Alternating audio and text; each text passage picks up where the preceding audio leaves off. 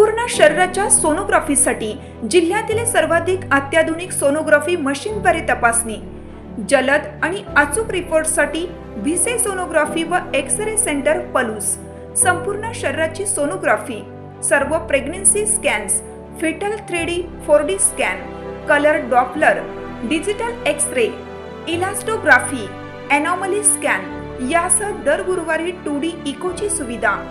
Bhise sonography व X ray centre Palus, जुने Marathe Bhise hospital जवळ, कन्या। सांगली पोलिसांची धडक कारवाई, 11 लाखांच्या मुद्देमालासह 2 सराईत चेन स्नॅचर जेरबंद। महिलांच्या गळ्यातील सोन्याचे दागिने हिसकावून पोबारा करणाऱ्या 2 अट्टल गुन्हेगारांना सांगली स्थानिक गुन्हे अन्वेषण शाखेने लक्ष्मी फाटा परिसरात सापळा रचून जेरबंद केलं। अटक करण्यात आलेल्या आरोपींकडून तब्बल 11,02,500 रुपयांचा मुद्देमाल जप्त करण्यात आला असून यामध्ये 64 ग्रॅम वजनाचे सोन्याचे दागिने, लक्ष्मीहार, घंटण, मंगळसूत्र आणि गुन्ह्यात वापरलेली पल्सर मोटरसायकल समाविष्ट आहे। या कारवाईमुळे शिराळा आणि कोकरूड पोलीस ठाण्याच्या हद्दीतील चेन स्नॅचिंगचे 2 मोठे गुन्हे उघडकीस आले आहेत।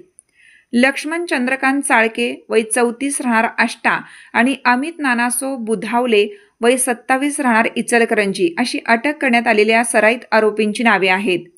27 जून रोजी कापरी फाटा येथे एका विवाहितेचे दागिने दुचाकीवरून आलेल्या दोघांनी ओरबाडले होते। तसेच मे महिन्यात आरळा गावातही अशीच घटना घडली होती। या गुन्ह्याचा छडा लावण्यासाठी पोलीस अधीक्षक तुषार दोशी यांच्या मार्गदर्शनाखाली एलसीबीचे पोलीस निरीक्षक संजीव झाडे व उपनिरीक्षक महादेव पोवार यांच्या पथकाने सीसीटीव्ही आणि तांत्रिक माहितीच्या आधारे तपास सुरू केला होता। दरम्यान हे आरोपी चोरीचे दागिने विकण्यासाठी आष्टा सांगली रोडवर येणार असल्याची गोपनीय माहिती मिळताच पोलिसांनी लक्ष्मी फाटा येथे शितापीने त्यांच्या मुसक्या आवळल्या।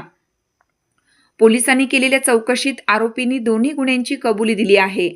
अटक करण्यात आलेले दोन्ही आरोपी रेकॉर्डवरील गुन्हेगार असून लक्ष्मण चाळके याच्यावर सांगली कोल्हापूर जिल्ह्यात चेन स्नॅचिंगचे तर अमित बुधावले याच्यावर खून व खुनाचा प्रयत्न यासारखे गंभीर गुन्हे दाखल आहेत।